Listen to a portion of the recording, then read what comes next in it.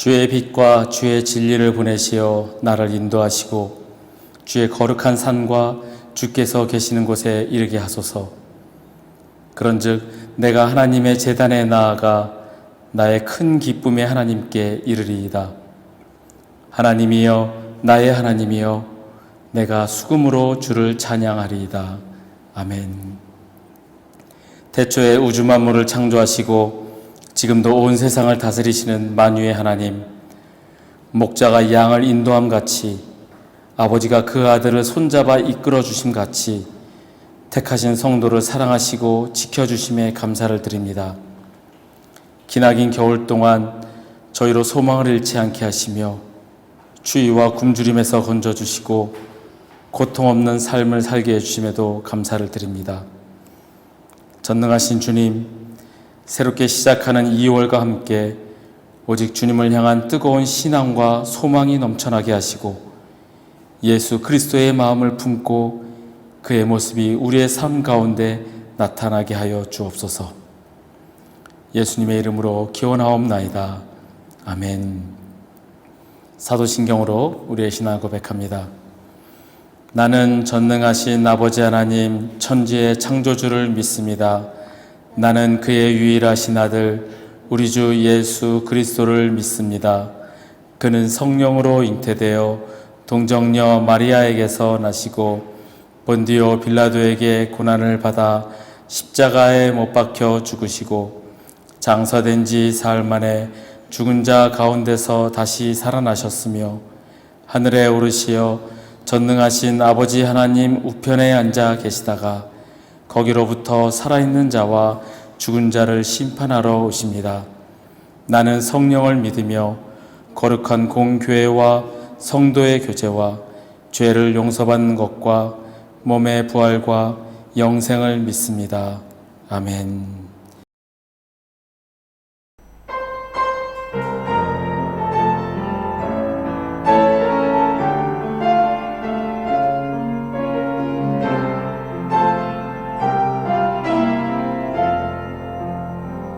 내 하나님 서신 발 앞에 무릎 꿇고 경배하리.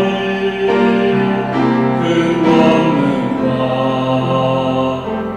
영광이 가득한 내 아버지 계시고 하나님 그 나를 불러오며 그 손 들고 나가리. 찬송과 존귀와 영광과 능력을 그 하늘 보좌 위에 주님께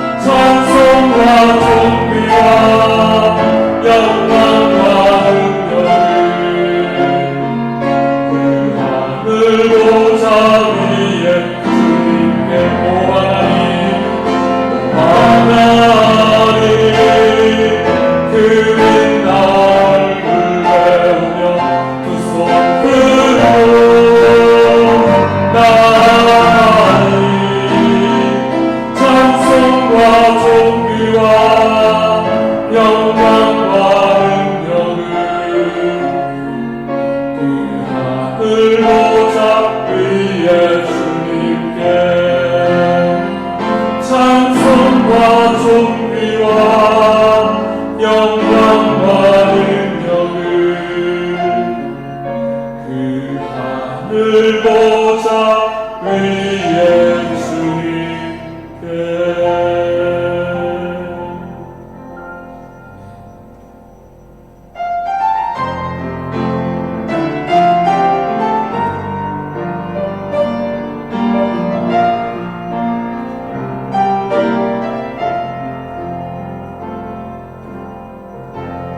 십자가 사랑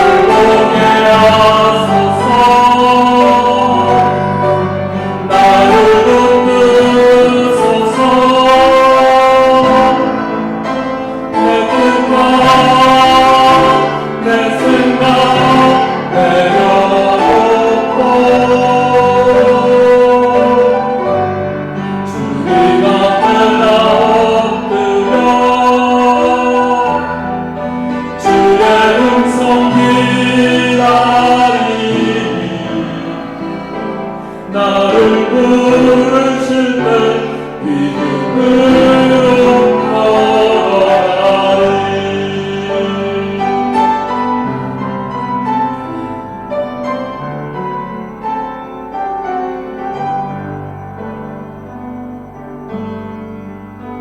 나의 주님께 찬양 드리며 그 크신 사랑 주님께 감사해. 어둠 속에 찾아오셔서 주님의 영광 보게 하시네. 의심하는 나를 손들어 잡아주시네. 두려운 맘 내려놓고 주 바라옵니다.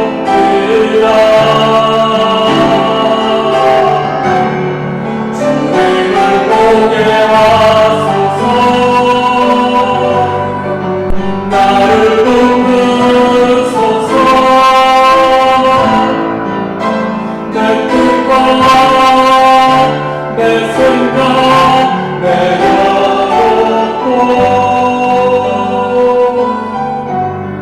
주님 앞에 나 엎드려 주의 음성 기다리니 나를 부르실 때 믿음으로 걸어가. 주님을 보게 하소서. 주님을 보게 하소서. 나를 돕으소서. 내 뜻과 내 생각 내려놓고 주님 앞에 나 엎드려 주의 음성 기다리니 나를 부르실 때 믿음으로 걸어가리.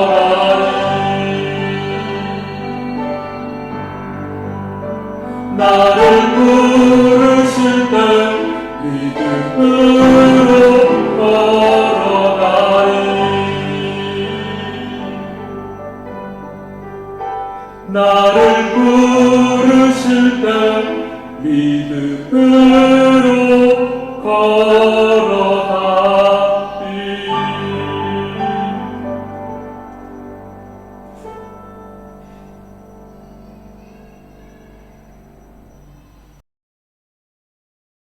하나님 감사합니다.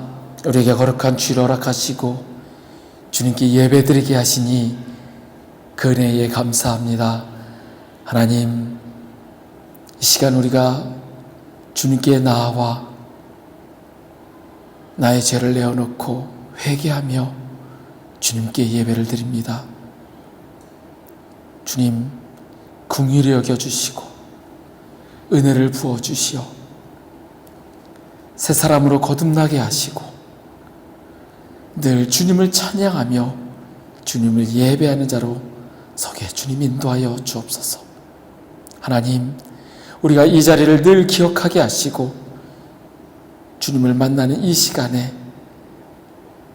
오직 주님만 바라며 주님께만 예배하는 우리 모두가 되게 인도하여 주옵소서. 늘 주님을 찬양하는 예배자로 서게 하시고 온전히 주님만 바라보며 나아가는 우리 모두가 되게 인도하여 주옵소서. 감사드리며 예수님의 이름으로 기도하옵나이다. 아멘.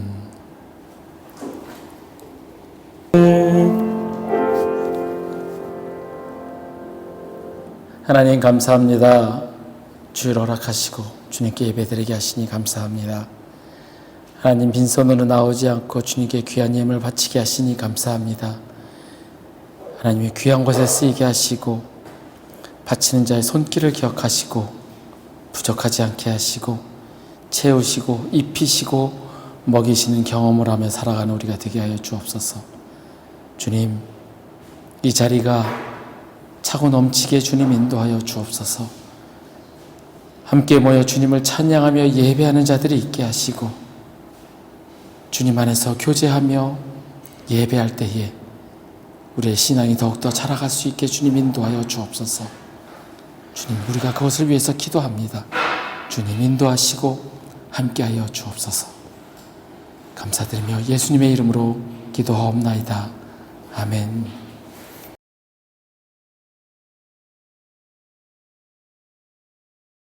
오늘은 예수의 마음을 품으십시오 라는 제목으로 함께 말씀을 나누고자 합니다. 오늘 말씀은 빌립보서 2장 1절에서 11절 말씀입니다. 제가 봉독하겠습니다. 그러므로 그리스도 안에 무슨 권면이나 사랑의 무슨 위로나 성령의 무슨 교제나 긍휼이나 자비가 있거든 마음을 같이하여 같은 사랑을 가지고 뜻을 합하며 한 마음을 품어 아무 일에든지 다툼이나 허용으로 하지 말고 오직 겸손한 마음으로 각각 자기보다 남을 낮게 여기고 각각 자기 일을 돌볼 뿐더러 또한 각각 다른 사람들의 일을 돌보아 나의 기쁨을 충만하게 하라. 너희 안에 이 마음을 품으라. 곧 그리스도 예수의 마음이니 그는 근본 하나님의 본체시나 하나님과 동등됨을 취할 것으로 여기지 아니하시고 오히려 자기를 비워 종의 형체를 가지사 사람들과 같이 되셨고 사람의 모양으로 나타나사 자기를 낮추시고 죽기까지 복종하셨으니 곧 십자가에 죽으심이라. 이러므로 하나님이 그를 지극히 높여 모든 이름 위에 뛰어난 이름을 주사 하늘에 있는 자들과 땅에 있는 자들과 땅 아래에 있는 자들로 모든 무릎을 예수의 이름에 꿇게 하시고 모든 입으로 예수 그리스도를 주라 시인하여 하나님 아버지께 영광을 돌리게 하셨느니라. 아멘. 빌립보서는 우리가 잘 아는 대로 바울 사도가 로마 감옥에 투옥되어 있는 기간 중에 쓴 서신입니다. 우리가 흔히 옥중서신이라고 부르죠. 감옥에서 쓴 편지라고 한다면 우리가 일반적으로 생각하기에 대충 어떤 내용이 담겨 있을 것이다 라고 짐작을 할 수 있습니다. 아마 일반적인 사람이라면 자기의 힘든 상황을 넋두리 하듯이 그렇게 토해낼 수도 있을 거고요. 혹은 도움을 요청하는 그런 글이 될 수도 있을 겁니다. 그런데 이 빌립보서는 바울이 빌립보 교회 교인들에게 행복에 가득 차서 보낸 편지입니다. 지금 자신이 얼마나 행복한지 그리고 지금의 상황이 얼마나 감사한지 그 고백을 빌립보 교회 교인들과 함께 나누는 겁니다. 빌립보 서신에는 감사, 만족, 찬양, 기쁨 이런 단어들이 빈번하게 등장을 하고 이는 바울이 감옥에 갇혀 있으면서도 빌립보 교회 교인들에게 그의 신앙을 보여주고 그들과 얼마만큼 긴밀한 관계를 갖고 있는지를 잘 보여줍니다. 얼마 전에 이 북한에서 949일 동안 감옥에 갇혀 있다가 풀려나셨던 이면수 목사님의 간증 이야기를 보았습니다. 우리는 상상할 수조차 없는 그 감옥에서 무기 노동 교화형이라는 처벌로 매일같이 노동 그리고 그 굶주림 속에 있었던 그분의 간증 이야기였습니다. 그 목사님께서는 처음에는 하나님께서 왜 나를 이곳에 있게 하셨을까 물었지만 시간이 갈수록 깨닫게 하시는 것은 하나님의 은총 속에 그 감옥이 그에게는 수도원이었음을 그렇게 고백하셨던 그분의 간증을 듣게 되었습니다. 그분의 그 감옥에서의 간증을 듣다 보니 이 빌립보서의 말씀이 오버랩되기 시작하였습니다. 비록 그분들이 처한 상황이 힘들고 환경 가운데 고통 가운데 있을지라도 깨닫게 하시고 회개하게 하시는 하나님을 보면서 우리도 어떠한 상황에서도 주님을 바라보며 주님의 말씀을 묵상하고 그 가운데서 하나님의 은혜를 경험해야 되지 않을까 생각하게 되었습니다. 오늘 함께 말씀을 나누면서 주님이 주시는 깨달음과 그리고 그 말씀대로 살아가고자 결심하시는 저와 여러분이 되기를 원합니다. 빌립보서 2장 6절에서 11절까지는 예수님에 관한 설명입니다. 저는 이 말씀을 참 좋아합니다. 그리고 이 말씀을 읽을 때마다 주님의 그 마음을 헤아려 봅니다. 예수님께서는 사람의 모습으로 오셨습니다. 그런데 당시에 이를 부정하는 집단이 있었습니다. 초대교회 당시 활동했던 영지주의라는 이단이었습니다. 이 영지주의라는 이단은 기독교의 가장 중요한 교리인 성육신, 이 성육신을 부정하였습니다.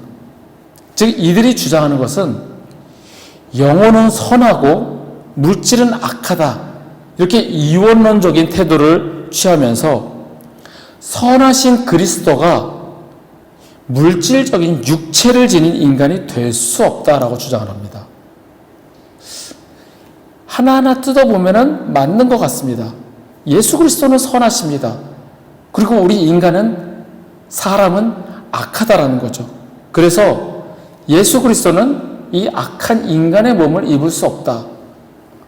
어찌 보면 맞는 것 같습니다.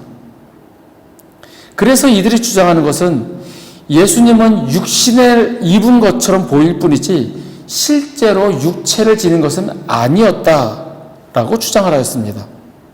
그들이 주장했던 것을 가현설이라고 부릅니다. 그래서 초대교회 당시 예수님과 직접 동고동락했던 제자들, 예수님과 함께 지냈던 그들은 예수님의 인성을 확보하기 위해서 예수님은 실제로 사람으로 존재하셨다라는 것을 주장하며 그들과 싸웠습니다. 바울 사도 역시 오늘 본문에서 예수님은 사람의 모양으로 나타나셨다고 분명히 밝힘으로써 이 영지주의의 주장을 반박을 합니다. 예수님께서는 사람의 모습으로 나타나셨습니다. 이 영지주의 이단이 주장하는 것처럼 그냥 영혼만 있었던 것이 아니라 실제로 존재하셨던 사람으로 오셨습니다. 여기에 성육신의 원리가 나타납니다. 성육신의 사건은 이미 창조 이전에 존재하셨던 메시아가 인간성 안에 들어오시며 역사와 무관하셨던 분께서 인간의 역사 속으로 들어오신 놀라운 사건입니다. 즉 하나님이신 예수님께서 사람의 몸을 입고 이 세상에 태어나심으로 사람의 몸을 이루었다라고 해서 이룰 성자를 써서 성육신이라고 합니다. 이 성육신의 사건을 통해서 예수님께서는 자기를 비우시고 종의 모습을 취하셨습니다. 하나님의 자리에서 내려오셔서 사람 중에서도 종의 모습을 취하셨습니다. 이것이 예수님께서 자기를 비우심입니다. 겉으로만 나는 종의 모습으로 왔다라고 말씀하신 것이 아니라 하나님의 자리에서 정말 사람으로 내려오셨고 전능하신 하나님으로서 섬김을 받고자 하신 것이 아니라 섬기러 왔다라고 말씀을 하십니다. 마태복음 20장 28절에 인자가 온 곳은 섬김을 받으려 한 것이 아니요 도리어 섬기려 하고 자기 목숨을 많은 사람의 대속물로 주려 함이라 예수님께서 직접 말씀하셨습니다. 그런데 이렇게 말씀만 하신 것이 아니라 직접 제자들을 섬기는 행동으로 보여주셨습니다. 대표적인 게 제자들의 발을 씻기신 사건이죠. 고대 중동 지역에서는 이 샌들을 신고 다녔기 때문에 발이 항상 더러웠습니다. 모래바람에 흙에 묻어서 발은 항상 더러웠는데, 그래서 어느 집이든 초대를 받고 그 집에 가게 되면 제일 먼저 하는 일이 발을 씻는 물을 내오는 일이었습니다. 그런데 예수님께서는 그 더러운 제자들의 발을 직접 씻어주셨습니다. 자기를 비우신 예수님, 그 예수님은 섬김을 받고자 오신 것이 아니라 섬기러 오셨습니다. 바울 사도는 빌립보서 2장 17절에서 전제로 드려짐을 기뻐한다라고 말합니다. 2장 17절의 말씀입니다. 만일 너희 믿음의 제물과 섬김 위에 내가 나를 전제로 드릴지라도 나는 기뻐하고 너희 무리와 함께 기뻐하리니, 이 말씀에서 나오는 전제로 드린다라는 것은, 전제는 부음 또는 쏟음이라는 뜻입니다. 즉 전제로 나를 드린다라는 뜻은 나를 부어냄, 온전히 쏟아냄이라는 뜻입니다. 즉 남김이 없이 전부를 드리는 것을 의미합니다. 내게 필요한 것은 남기고 일부만 드리는 것이 아닌 나를 비워내고 쏟아낼 정도로 완전히 전적으로 드림을 말합니다. 예수님께서 사람의 몸으로 오신 것, 이것이 하나님께 전제로 드리는 것입니다. 하나님의 지위를 가지고 계심에도 하찮고 보잘것없는 인간의 몸으로 오셨고, 그것도 모자라서 남김없이 아낌없이 당신을 하나님께 드리셨습니다. 바로 십자가에서 죽으심으로 온전한 순종하심을 보여주셨습니다. 앞에서 말씀드렸던 이 성육신의 사건, 나를 비우고 인간의 몸으로 오신 예수님은 자기를 완전히 비우시고 하나님께 온전히 전제로 드려진 사람의 몸을 입고 오신 하나님이십니다. 이 전제로 나를 드린다라는 것은 완전히 버려지는 겸손으로 나아가는 것입니다. 예수님께서는 진정으로 낮아지셨기에 당신께서 드러나시든지 드러나지 않든지 상관없이 모든 결정을 하나님께 전적으로 드리고 하나님께 위임하셨던 분이셨습니다. 오스왈드 챔버스 목사님은 하나님의 뜻대로 살아가고 있다고 생각하는 사람의 두 종류를 설명합니다. 영웅심에 빠져 걷는 외로운 길, 영웅심에 빠져 외로운 길을 걷는 사람과 하나님에 의해 정해진 삶을 살기 위해 다른 사람의 신발털이개가 되는 사람, 이렇게 두 부류로 나눕니다. 영웅심에 빠져서 외로운 길을 걷는 사람, 이는 스스로 낮아졌다는 자만심으로 뻐기는 상태를 이야기합니다. 분명히 낮은 곳에 있는데 그 속내는 교만으로 가득 차 있다는 겁니다. 남들이 나를 우러러보기를 바라는 마음에서 겉으로는 낮아진 상태로 살아가는 사람입니다. 제가 늘 사역자로 예를 드는데요. 왜냐하면 하나님께서 저에게 하시는 말씀이기 때문에 저는 사역자를 예로 듭니다. 사역자 가운데 분명히 겉으로 보기에는 낮아진 사람이 있습니다. 사람들을 섬기고 내가 쓸 거는 안 쓰면서 다른 사람을 돕고 다른 사람에게 베푸는 사람들이 있습니다. 정말 본받을 만한 행동입니다. 그런데 그 속내는 나는 너무나 자랑스러운 겁니다. 이렇게 행동하는 나는 하나님 앞에 칭찬받을 만한 너무나 대단한 사람이라고 여깁니다. 이렇게 나는 베풀고 나는 쓰지 않으면서 남들에게 베푸는 나는 정말 대단한 사람이야 라고 생각하는 교만이 가득 차 있는 사람입니다. 영웅심에 빠져서 외로운 길을 걷고 있는 사람, 이 사람은 주님이 정해놓으신 길을 가는 사람이 아니라 자신이 결정한 길을 가는 사람입니다. 결국 그는 겸손이라고는 없는 나의 의가 가득한 바리새인의 모습입니다. 말씀을 읽으면서 나 역시 그런 사람이 아닐까 곰곰이 들여다봅니다. 겉으로는 의로운 사람, 겉으로는 예수 그리스도의 사람인 것처럼 보이는데 나의 속내는 교만으로 가득 차 있지는 않는지, 영웅심에 빠져서 외로운 길을 걷고 있지는 않는지 돌아보게 됩니다. 반면에 다른 사람의 신발털이개가 되는 사람은 남의 시선을 생각하지 않고 남이 알아주든 알아주지 않든 결과가 있든 없든 단지 주님만 섬기며 주님께 순종하는 사람입니다. 영성과 로렌스 형제의 이야기는 겸손이 무엇인지를 잘 보여줍니다. 이 로렌스 형제가 싸움이 많기로 소문난 수도원의 원장으로 임명이 되었습니다.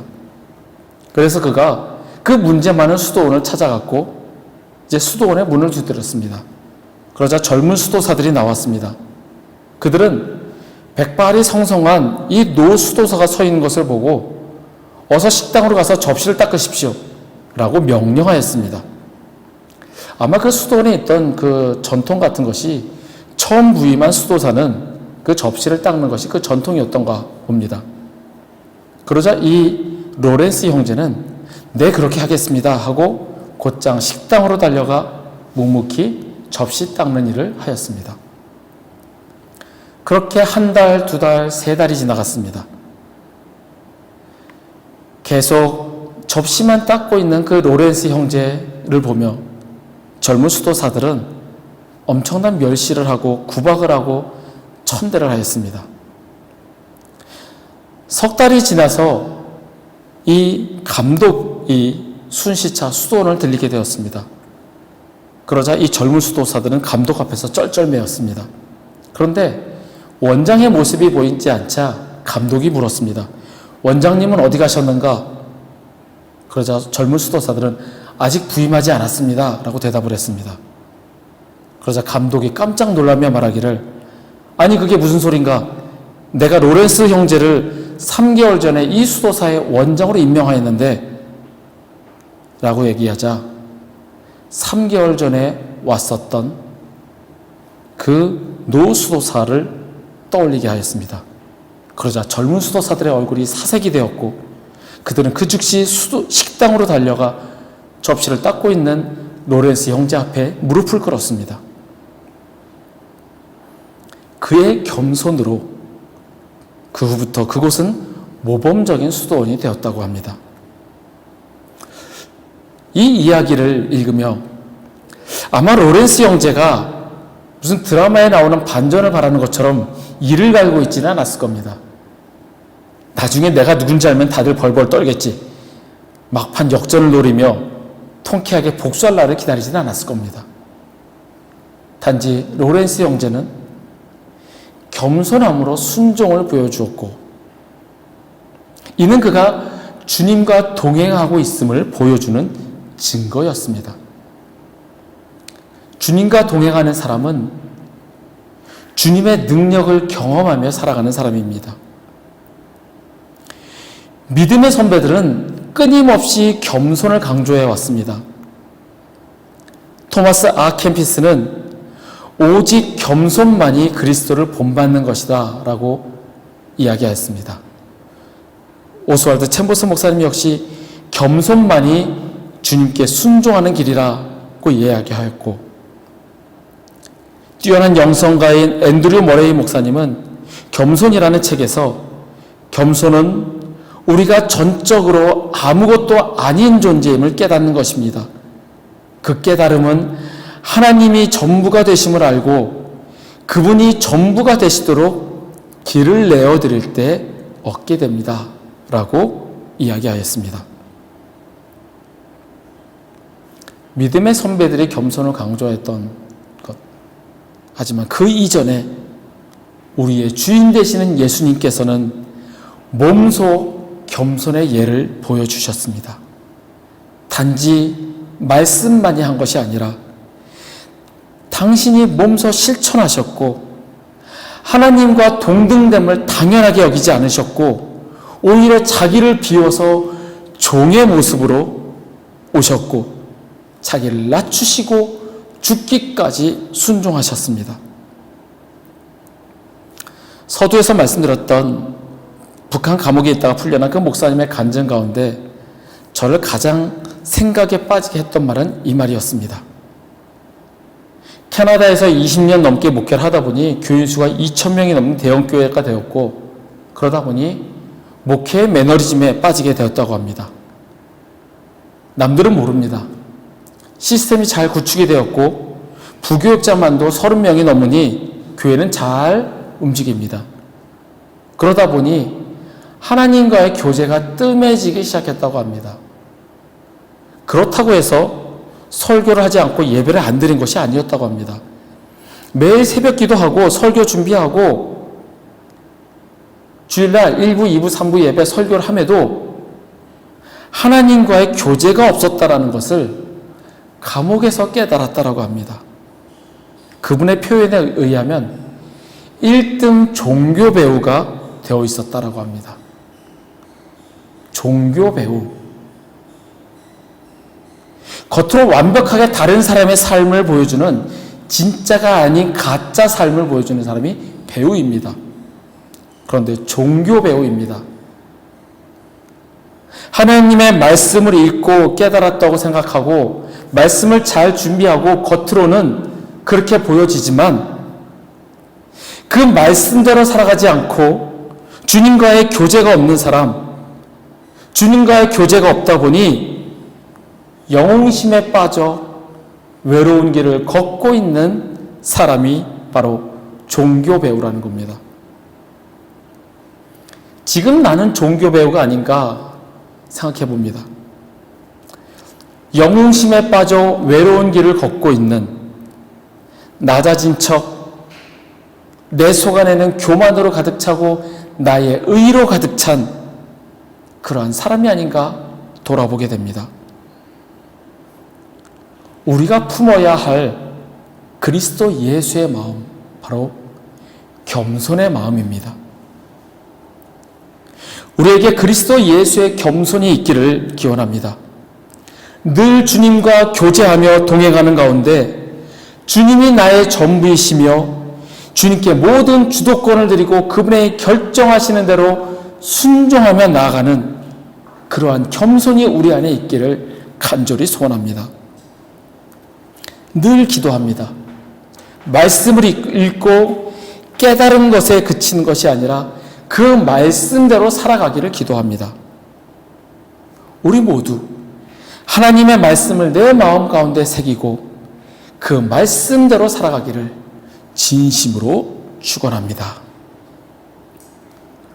함께 자리에서 일어나셔서 우리 찬양하시겠습니다.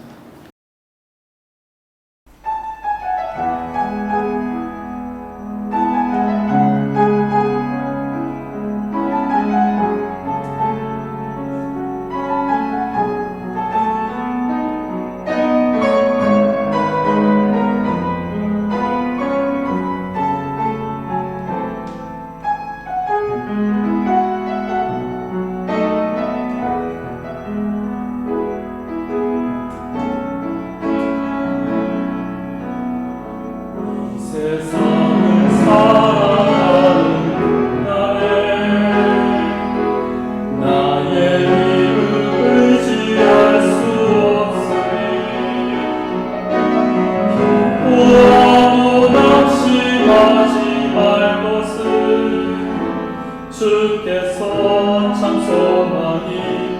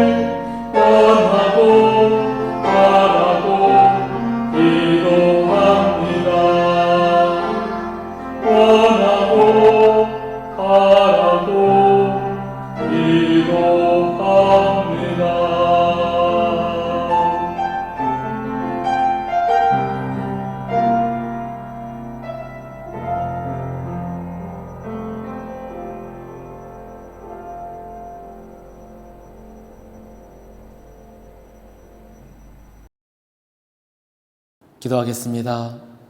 하나님, 예수님께서 자기를 비우시고 종의 모습을 취하시어 이 땅에 오셔서 하나님의 그 계획에 전적으로 순종하셨던 것처럼 우리 역시 나를 비우고 오직 주님만 바라보며 주님의 결정하심에 순종하며 나아가는 그러한 겸손이 있기를 소원합니다. 주님, 우리 마음에 오셔서 우리가 주님만을 바라고 주님께 온전히 순종하는 그러한 겸손이 있게 하여 주옵소서. 말씀을 듣고 그 말씀대로 살아가는 믿음이 있게 하여 주옵소서. 그리하여 다른 사람의 신발털이개가 되는 그런 겸손한 사람이 되게 주님 인도하여 주옵소서. 여호와는 내게 복을 주시고 너를 지키시기를 원하며 여호와는 그의 얼굴을 내게 비추사 은혜 베푸시기를 원하며 여호와는 그 얼굴을 내게로 향하여 드사 평강 주시기를 원하노라. 지금은 우리를 구원하신 우리 구주 예수 그리스도의 은혜와 독생자를 보내어 죽이시기까지 우리를 사랑하신 아버지 하나님의 크신 사랑과 우리 안에 계시며 우리가 말씀대로 살아가도록 도우시는 성령님의 교통 역사하심이 거룩한 주일 주의 전에 모여 함께 예배드리며 늘 겸손하게 살기를 다짐하는 우리 회복교회 교우들과 그 가정 위에 그들의 일터와 주의 날 예배 드리기 위해 모인 전 세계 모든 교회 위에 우리 조국 대한민국과 이 땅 말레이시아 위에 지금부터 영원토록 함께 하시기를 간절히 축원하옵나이다. 아멘.